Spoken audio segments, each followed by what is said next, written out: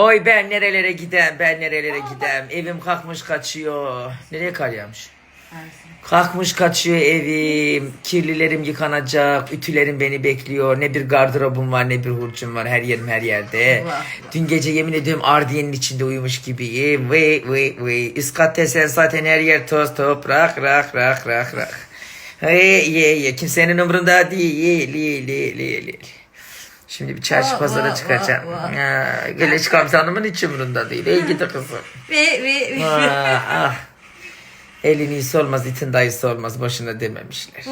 Ne de olsa el kızı. Bana üzülür mü? Neyse bir şey demiyorum. Evet anlayacağınız evde bir sürü işim var. Şimdi çarşı pazara çıkmamız lazım bir. Ondan sonra bu akşam alt katı gelin sileyim, süpüreyim, ütümü yapayım. Yoksa üst kat bitene kadar alt katım batacak.